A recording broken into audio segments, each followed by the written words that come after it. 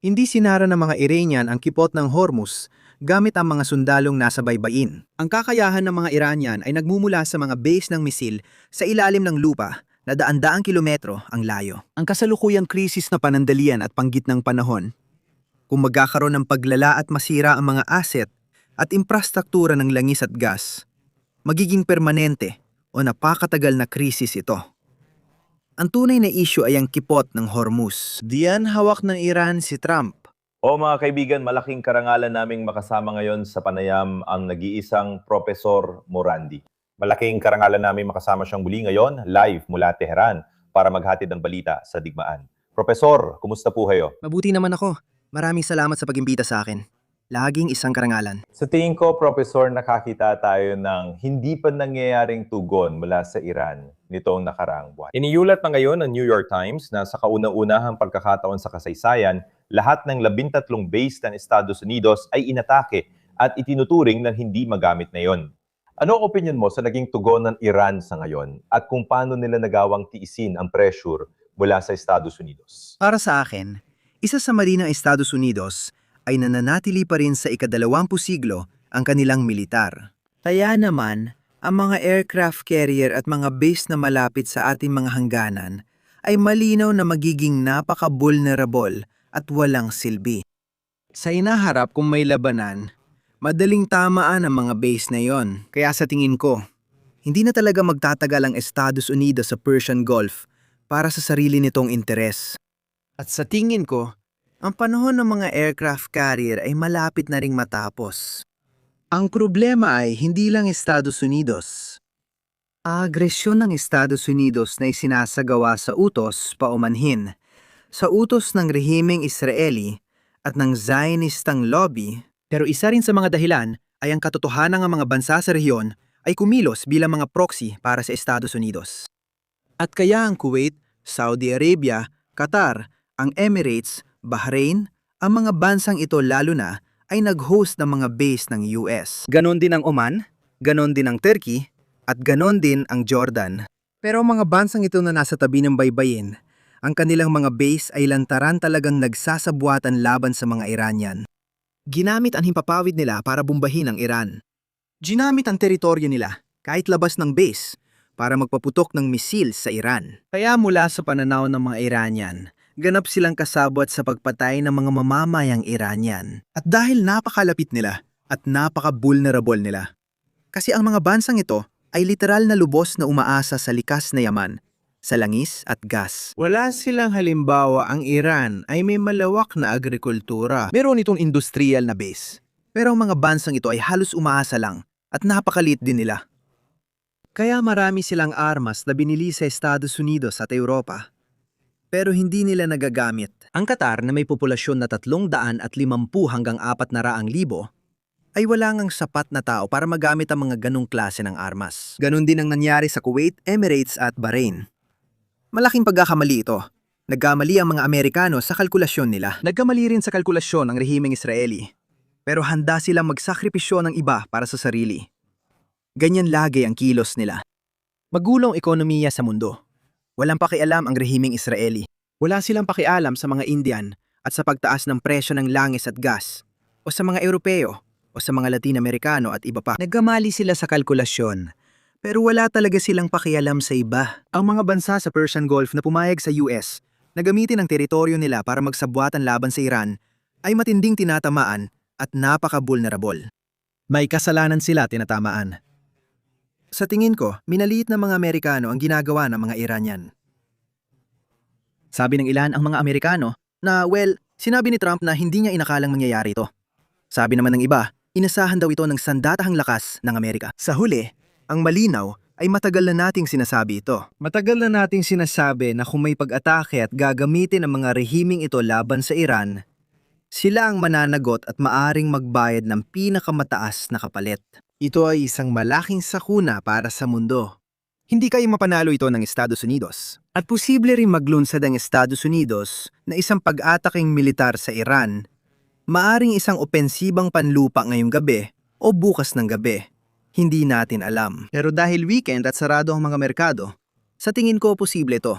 Lalo na't nagbigay pa si Trump ng panibagong 10 araw na palugit para atakihin ang mga planta ng kuryente ng mga Iranian na isang krimen laban sa sangkatauhan. At mukhang wala namang pakialam ang sinuman sa kanluran at sa Western media, pati na rin ang mga elitista sa kanluran. Sa tingin ko, alam niyang gaganti ang mga Iranian, kaya siya nagbigay ng palugit. Pero sa personal kong opinyon, maaring gusto rin niyang linlangin ang Iran at magsagawa ng depensang operasyon sa lupa ngayong gabi.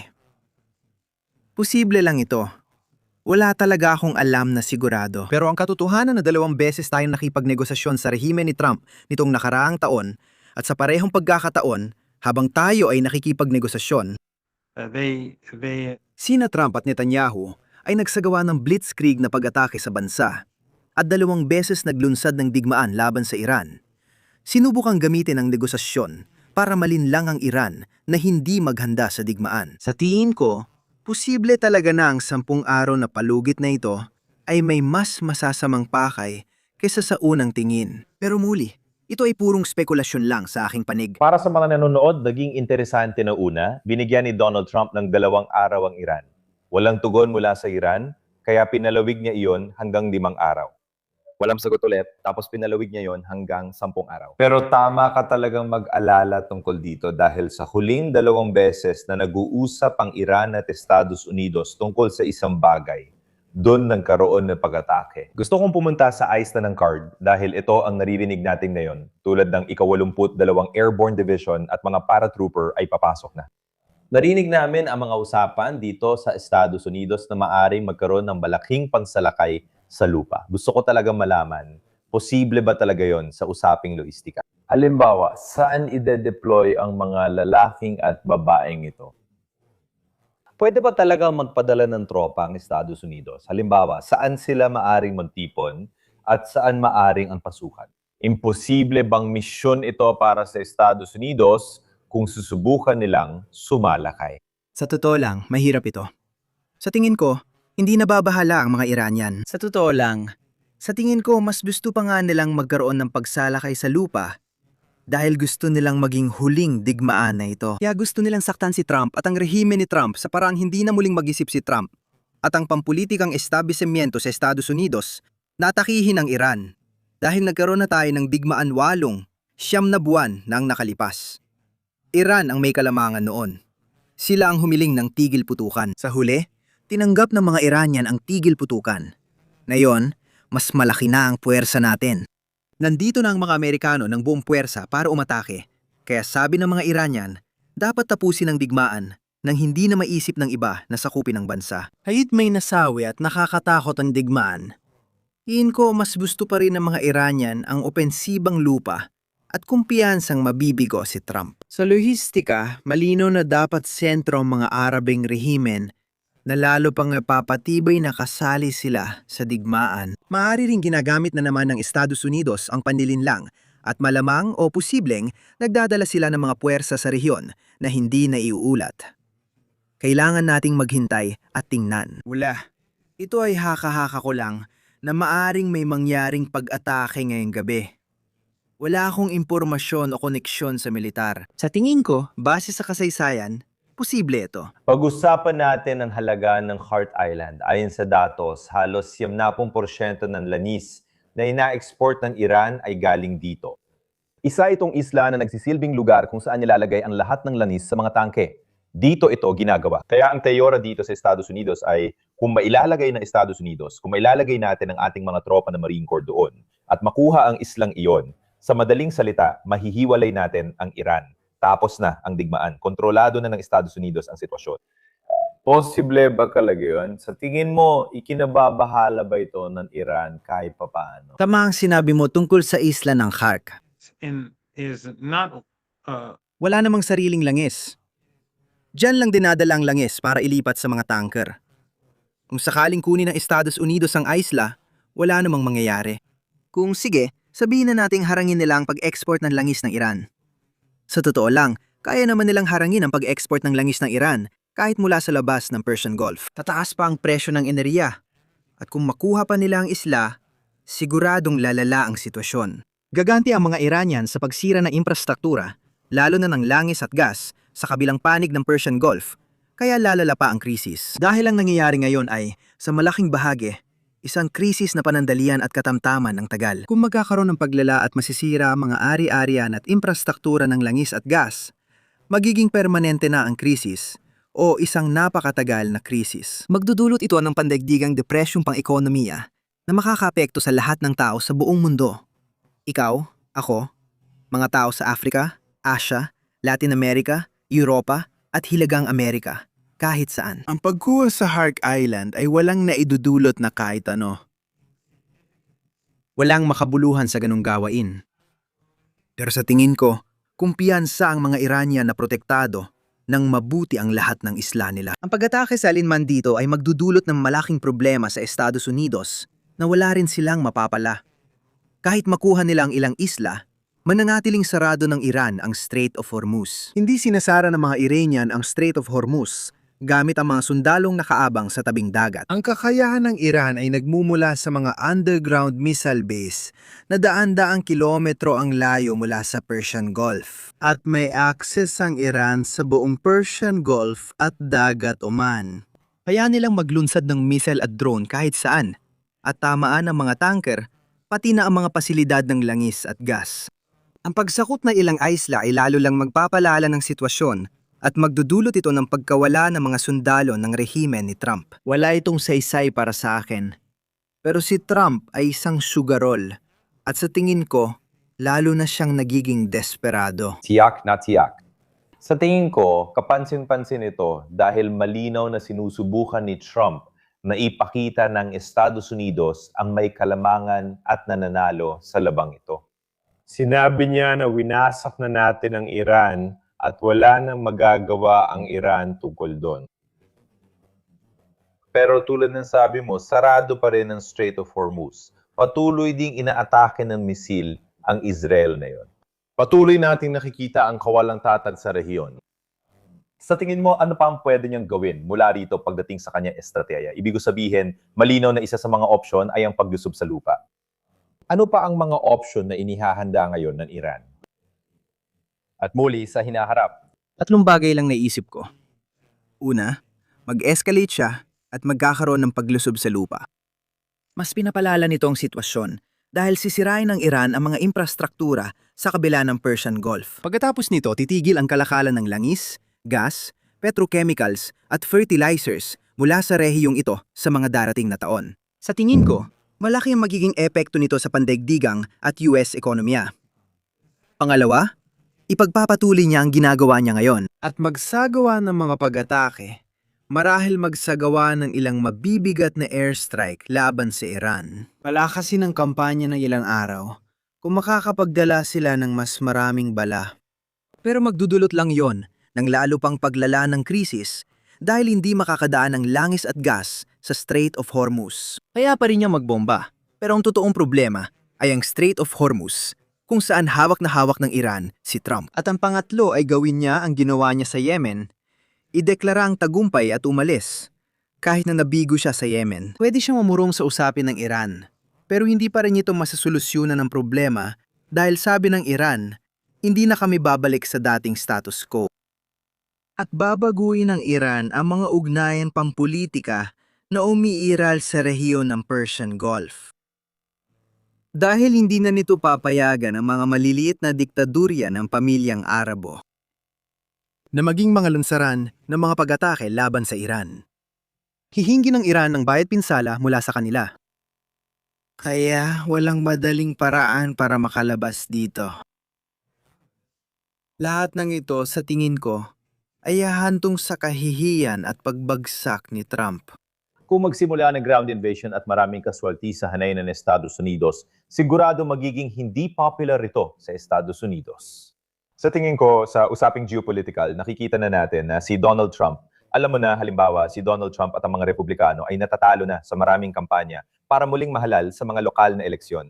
Alam mo, halos nilalamon sila ng mga Demokratiko. Parang preview ito ng midterm elections kung saan tingin ko maraming problema ang mga Republikano ngayon. Pag-usapan natin ang mga pag-uusap na ito.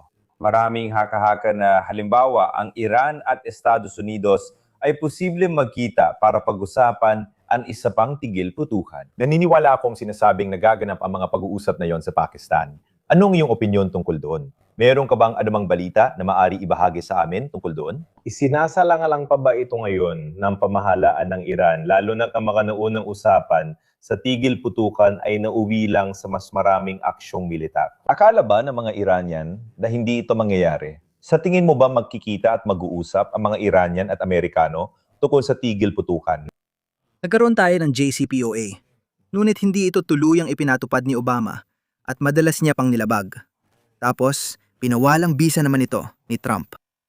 At pagkatapos, syempre, gaya ng tama mong nabanggit, nagkaroon tayo ng 2 negosasyon 9 na buwan ang nakalipas. At ginamit ito bilang kasangkapan para lukohin ang Iran. Ganoon din ang totoo sa mga bagong negosasyon. Kaya sa tingin ko, hindi interesado ang Iran na makipagnegosasyon ngayon. At wala talagang plano na makipagkita sa mga Amerikano. Ang nangyari ay nagpadala ang mga Amerikano ng text o mensahe sa mga Iranian na hindi naman bago. Matagal nang nagpapalitan ng mensahe ang Iran at Estados Unidos sa loob ng mga dekada. Minsan dumadaan sila sa isang bansa, minsan naman sa iba o sa maraming bansa. Noong mga nakaraan, ang mga mensahe ay nagmula sa Oman, Qatar, Pakistan syempre, mula sa Turkey, mula sa Russia, at pati na rin sa Swiss Embassy. Kaya ang mga mensahe talagang nagpapalitan, hindi ito bago. Sa tingin ko, pinalaki ni Trump ito para pababain ang presyo ng langis at manipulahin ang merkado. Ayon sa Iran, hindi sila interesado at sinabi kung anong dapat mangyari para matapos ang labanan. Sinabi ng Iran na ayaw namin ng tigil putukan dahil ang tigil putukan ay basically magbibigay daan kina Trump at Netanyahu na muling magtipon, mag-armas at magsagawa ng panibagong atake 6 na buwan o 1 taon mula ngayon. At walang makakapigil sa kanila. Ang politikal na rehimen sa Washington, pati na rin ang media, pagdating sa Iran, halos pare-pareho lang sila ng panig. Atakahin lang nila si Trump kapag pumangit ang sitwasyon. Hindi ibig sabihin na talagang nagmamalasakit sila sa mga tao sa Iran. Hindi ibig sabihin nagmamalasakit sila sa masaker sa mga bata sa isang paaralang elementarya na nakita natin noong unang araw ng pag-atake. Sabi ng mga Iranian, dapat baguhin ang aktual na sitwasyon, gaya ng nabanggit ko. At ang mga nangyayaring iyon sa aktual ay nangangahulugan na ang Kuwait, ang Emirates, Qatar, Bahrain, Saudi Arabia at Oman ay hindi na muling magiging lunsara ng isang opensiba. Kailangan nilang magbayad ng danyos. Sa palagay ko, kapag nangyari yon, mas mahihirapan ng Estados Unidos na atakihin ang Iran dahil kailangan nila ang mga bansang ito, pati na ang airspace, teritoryo, at syempre, ang pera para maisagawa ang mga ito.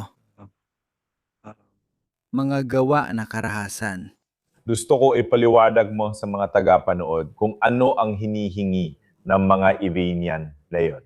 Sa tingin ko, timitimyan natin kung paano matatapos ang sigalot na ito. Dahil alam ko, halimbawa, na maraming investors ang nag-aalala tungkol sa pandaigdigang ekonomiya, pero syempre, pati na rin ang mga ordinaryong mamimili. Dito sa Las Vegas, kung saan ako nagre-record, nakita ko kahapon ang gasolinahan na nagbebenta ng unleaded sa 5.9.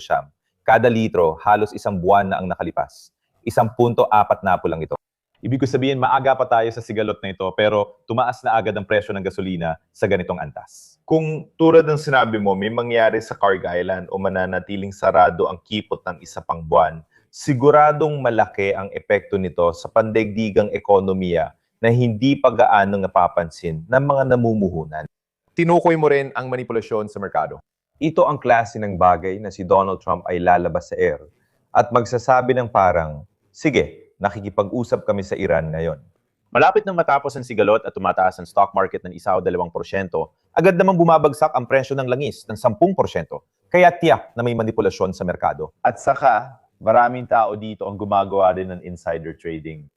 Pero gusto kong malaman mula sa pananaw ng Iran, ano ba talaga ang magiging paraan para matapos ang sigalot na ito? At ano ang mga hinihingi ng Iran? Tama ka talaga. At kahit na ang Strait of Hormuz ay milagrosong mabuksan ngayon at may kasunduan na maaring mapagkasunduan ng 2 panig, magsisimula pa lang talaga ang krisis. Ibig kong sabihin, Kahit na yon, kung bubuksan ng kipot, lalala muna ang sitwasyon bago gumanda. At habang mas tumatagal na sarado ang Strait of Hormuz, o mas malala pa kung masira ang mga infrastruktura sa Persian Gulf, magiging hindi na talaga mahalaga ang Strait of Hormuz. Dahil wala ng langis at gas o mga tanker na kukunin mula sa rehiyong ito. Kaya iniisip ko na mas lalala pa ang mga pangyayari. At hindi ko iniisip na matatapos agad ang digmaan. Ang kinabukasan ay nakasalalay sa mga hakbang na pipiliin ni Trump.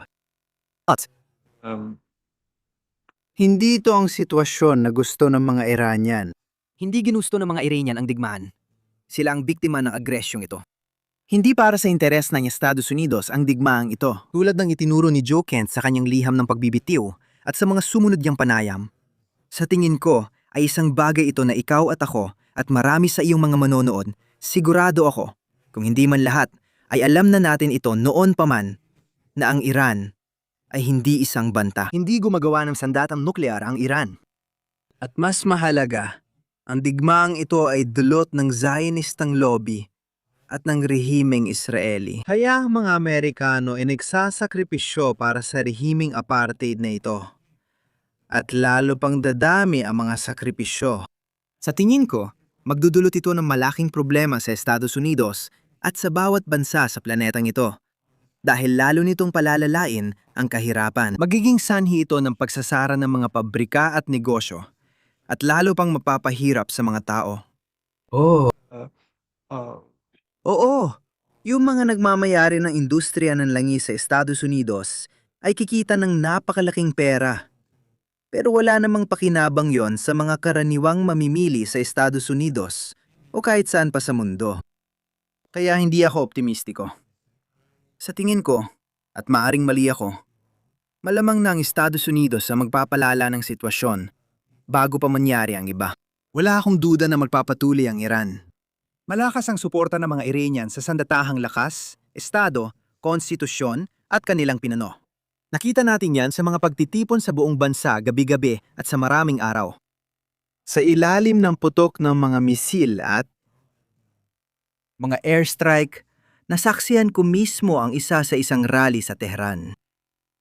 Nagpaputok sila ng misil sa rally at may babaeng namatay. Dinawari nila ito sa ibang lungsod, pero hindi nagkagulo ang mga tao o tumakbo palayo. Nag-upload pa nga ako ng video tungkol dito online. Nagpatuloy ang mga tao sa pagsigaw ng kanilang mga chant na parang wala lang nangyari, na parang normal lang ang lahat. Talagang nakakagulat yon para sa akin. Isa itong napakalaking pagkakamali. Ang tanging pinakamainam na solusyon ay umalis na ngayon si Tom at tapusin na ito. Hindi ko nakikitang mangyayari yon. Sa tingin ko, may konting kahihiyan din para kay Donald Trump. Ibig ko sabihin, sa tingin ko, naging malinaw na sa loob ng Estados Unidos na hanggang sa puntong ito, ibig ko sabihin, mag-iisang buwan na ang digmaan at wala talagang anumang estratehikong nagawa ang administrasyon ni Trump. At nakikita ko na maraming sa ating media, maraming kapwa politiko ang natatanong lang, tingnan ninyo, bukas ang Strait of Hormuz bago tayo nadunsad ng digmaan. At ngayon, sa katunayan, sarado na ito. Kaya sinusubukan nating iligtas ang sarili natin mula sa hukay na tayo rin ang naghukay. At si Donald Trump ay walang solusyon para dyan. Kaya si tingin ko, totoo talagang hula mo, nalalala muna bago gumanda ang sitwasyon. May nabanggit kang isang napaka-interesanting bagay. Pakiusap, ipaalam mo sa ating mga manonood ang nararamdaman ng mga tao sa Tehran na isang malaking lungsod na may milyon-milyong tao. Kuwentuhan mo ko tungkol sa pang-araw-araw na buhay dyan at kung ano ang nangyayari, lalo na kung paano tumatakbo ang lipunan ngayon sa maghapon. Ibig kong sabihin, kumusta ba ang buhay? Ang araw-araw na buhay ng mga karaniwang tao sa Tehran na yon. Sa totoo lang, nagsimula ang digmaan at ang pag-atake sa Iran noong buwan ng Ramadan. At sa unang araw, binomba ng Estados Unidos ang isang elementarya na pumatay sa 100 at 68 na batang babae at ilang dosenang guro at mga kawani ng paaralan. Pagkatapos, isinara ng gobyerno ang mga paaralan at universidad at hiniling sa mga tao na umalis ng Tehran kung wala silang mahalagang dahilan para manatili. Kaya't malaki ang nabawa sa populasyon sa Tehran. At kapag lalabas ka, magaan ang trapiko. 6 na araw na ang nakalipas na ipagdiwang ang bagong taon ng Iran. Ang unang araw ng tagsibol, Nowruz, ay ang unang araw ng bagong taon ng Iran. At kaya nitong nakaraang 5-6-7 araw, hindi naman bakante ang Tehran, pero magaan ang trapiko. Marami pa ring tao nasa labas ng lungsod. Pero dahil bakasyon ito at magpapatuloy pa na parang bakasyon hanggang sa susunod na linggo. Kaya mananatiling kalahating walang laman ang Tehran, no? Hindi ko alam ang porsyento, pero marami pa ring tao sa labas ng lungsod. Pero kailangan nating makita kung anong mangyayari kapag nagbukas na ang mga paaralan. Sa loob ng 1 linggo, mga 1 linggo mula ngayon, 8 araw mula ngayon, sa tingin ko. Kaya maraming tao ang babalik na. At medyo nag-aalala ko doon dahil ang Estados Unidos at ang mga Israeli ay binubomba ng malawakan ng Tehran at maraming sibilyan ang napatay. Nilagay ko pa nga ang footage ng isang pagkakataon kung saan may babaeng nakaligtas sa unang pagsabog, tapos inatake ulit at namatay siya habang nagvi-video nung nangyari yon. Kung babalik ang mga tao, magdudulot ang mga pambubumbang ito ng malawakan ng mas marami pang kaswalti kaysa sa nakikita natin ngayon. Tahimik at kalmado dito, malaya kang mag-ikot. Ang Tehran ay napakaligtas, mas ligtas pa kaysa sa mga lungsod sa kanluran. Halimbawa, ang isang babae ay pwedeng maglakad kahit saan sa Tehran, ng alas 11 o alas 2 ng gabi mag-isa, at pakiramdam niya ay ligtas siya. Hindi ko sinasabing lagi o kahit saan, pero mas ligtas talaga ito kumpara sa London, New York, Paris, at iba pang ganong lugar. Kaya ligtas na ngayon, lumalabas ang mga tao. Lumalabas sila ng alas 2 na madaling araw, 1:00 ng madaling araw hating gabi. May mga checkpoint na lang na dati namang wala. Yun lang naman. Kumusta naman ang sitwasyon pagdating sa mga pang-araw-araw na pangangailangan tulad ng pagkain, tubig at mga logistics? Ibig ko sabihin, gumagana pa ba ang lungsod dyan? Ibig ko sabihin, may haka-haka na baka magkaroon ng humanitarian crisis dahil sa kakulangan ng pangunahing pangangailangan. Normal ka ba natin nagagamit ang mga kakayahan yun? Oo, kumpleto pa rin ang mga paninda sa mga supermarket. Mga gasolinahan, ibig kong sabihin, ang gasolina sa Iran ay mga 1 sentimo lang kada litro. Na oo, ibang-iba talaga kumpara sa ibang bahagi ng mundo. Pero mura talaga ang gasolina at sa ngayon, wala namang problema sa pagkuha ng gasolina.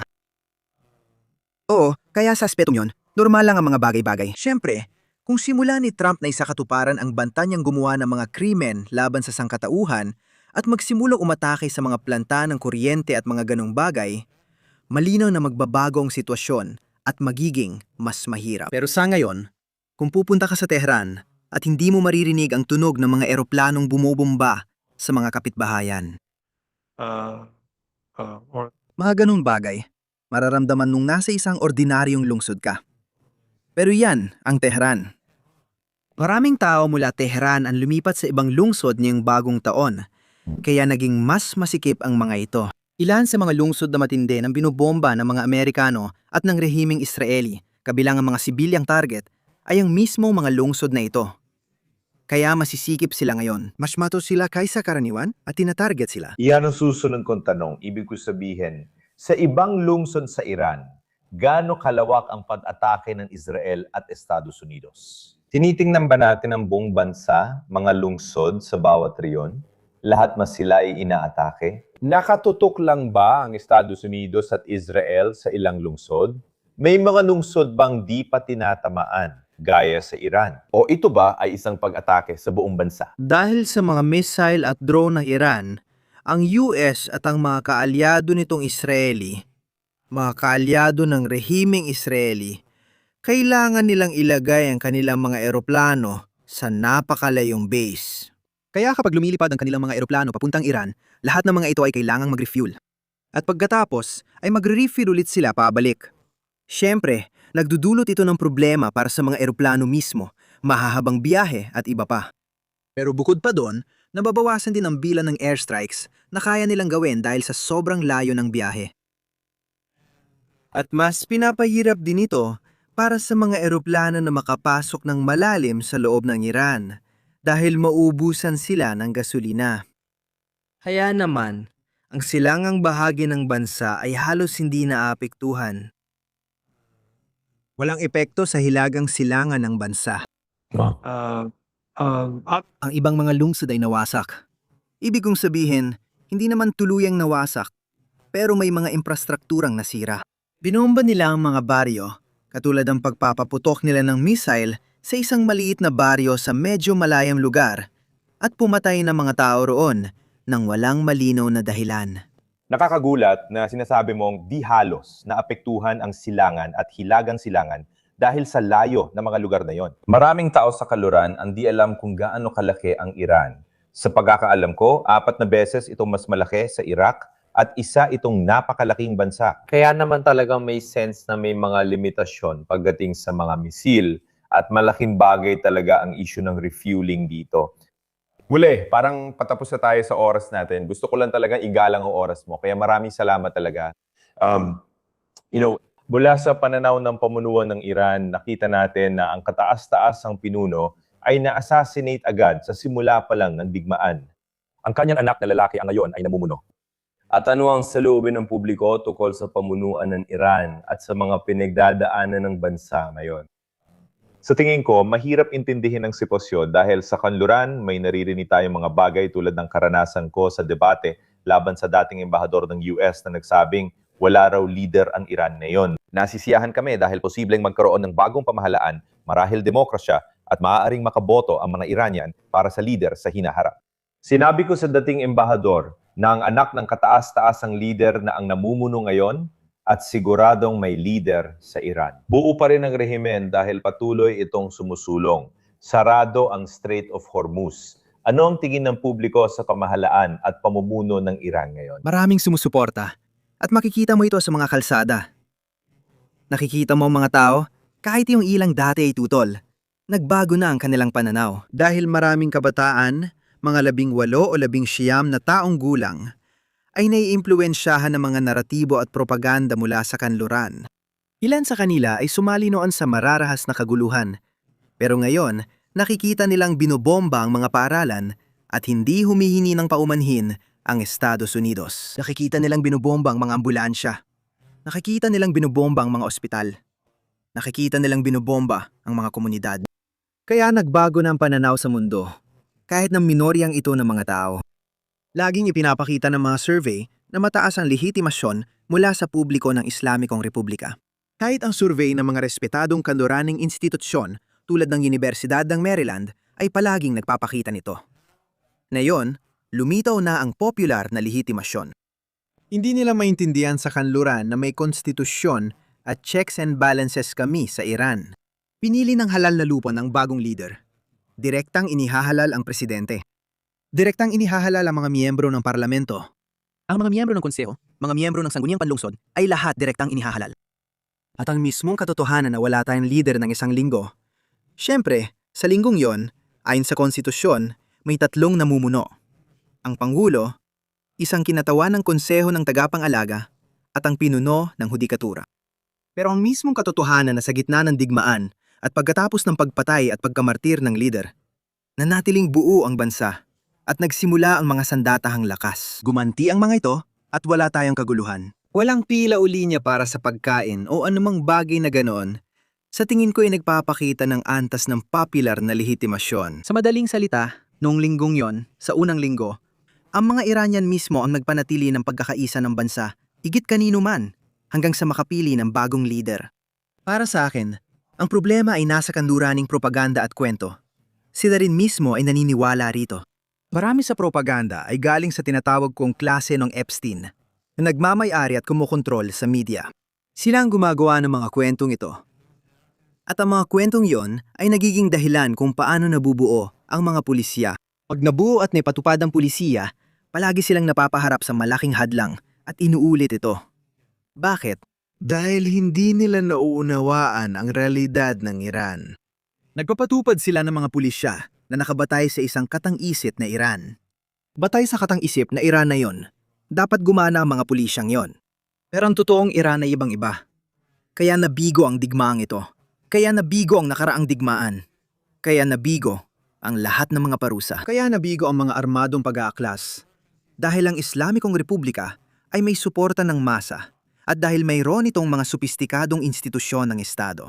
Nakita nating agad gumanti ang mga armadong puwersa sa loob nang wala pang isang oras matapos ang unang atake. Kaya hanggat hindi binabago ng Estados Unidos at ng kanluran ang kanilang paraan ng pag-iisip, sa tingin ko ay hindi sila makakagawa ng matinong desisyon pagdating sa Iran o sa ating reyon. Professor, may isa pa akong huling tanong para sa iyo. At seryoso ito dahil sa palagay ko habang nagpapatuloy ang sitwasyong ito at patuloy na tinatamaan ng mga misil ang Israel. At ang pinaka-ikinababahala ko ay may posibilidad ba dito na maaring maggamit ang isang sandatang nuclear? At ano ang iniisip ng mga Iranian tungkol dito? Dahil alam naman natin na ang Israel ay isang bansang may armas nuklear. Tiyak na mayroon itong ilang nuclear warhead. Nung nasa debat ako, sinabi sa akin ng dating embahador ng US, habang kami ay live sa telebisyon ng Saudi Arabia, na sa isang digmaan, kailangan nating panatilihing bukas ang lahat ng opsyon, kabilang na ang opsyong nuklear. Sinabi ko, nakakahiya na binanggit mo pa dahil ito ang pinakamalaking banta sa sangkatauhan at posibleng pinakamasaklap na trahedya sa lahat ng panahon. Ano ang pananaw ng mga Iranians sa posibleng paggamit ng sandatang nuklear? Pinag-uusapan ba ito ng mga tao o ikinuturing na malaking banta? Oh, ito ay isang bagay na minsan ding napag-uusapan. Ang mismong pagtatanong mo nito ay nagpapakita kung gaano kawalang awa ang mga taong ito na naiisip mong kaya nilang gawin ang ganitong malawakang pagpatay. Ibig kong sabihin, pagkatapos ng ginawa nila sa Gaza, wala nang dapat magulat. Pero ang mismong katotohanan na binanggit mo, pang tanong na ito ay nagsasabi ng marami tungkol sa kung sino talaga ang mga taong ito, maging sa Washington o sa sinakop na Palestina. Pero hindi matatakot ang mga Iranian dahil sa huli, ito ay isang digmaan para sa kanilang kaligtasan. Anuman ang uri ng banta na gawin laban sa kanila. Kung atras sila, katapusan na yon ang kanilang bansa. Kaya magpapatuloy silang lumaban. Pero kung ang rehimen o ang Estados Unidos ay seryosong kikilos sa direksyong iyon, sa tingin ko, una sa lahat, magagalit ang buong mundo at maraming masasabi ang mga bansang may nuklear tungkol sa mangyayari. Buong mundo, rehiyon, malalakit maliliit na bansa, lahat ay maghahangad na magkaroon ng sandatang nuklear. At sa panahon ngayon na meron tayong AI at mas madali na makakuha ng mga sandata kaysa noong ilang taon lang ang nakalipas. Iyan ang magiging wakas ng buhay sa mundong ito. Napakaseryoso ng realidad na kinakaharap natin ngayon. Profesor, salamat po muli sa inyong oras. Salamat po sa inyong tuloy-tuloy na pagtatrabaho para matulungan ng mga tao sa kanluran na maintindihan ang tunay na sitwasyon. Ibig sabihin sa 40 minutong pag-uusap natin ngayon, marami kayong naibahaging kaalaman na hindi makikita sa Western media at totoong hinahamon ang naratibong naririnig namin. Pero syempre, tingin ko, maraming tao naman ang namumulat na rin sa Estados Unidos. Napagtatanto na ang aming media, ang aming gobyerno ay punong-puno talaga ng propaganda. Sabi mo nga, naniniwala sila sa sarili nilang propaganda. May analyst akong narinig na nagsabing hindi raw sinungaling si Donald Trump. Sa totoo lang, naniniwala siya na seryoso si Trump sa mga sinasabi niya, na mas delikado dahil ang iniisip niya ay yun din ang tingin niyang realidad. Sa kasamang palad, hindi yan ang aktual na nangyayari sa mismong lugar. Salamat muli sa oras mo ngayon. Salamat din sa pagbibigay ng katotohanan. Excited na akong ilagay ito sa YouTube at ibahagi sa komunidad. At pakiusap sa iyo at sa iyong pamilya, mag-ingat tayo palagi at ipagpatuloy ang ginagawa ninyong trabaho. Salamat sa imbitasyon. Malaking kasiyahan ito. Maraming salamat po, sir.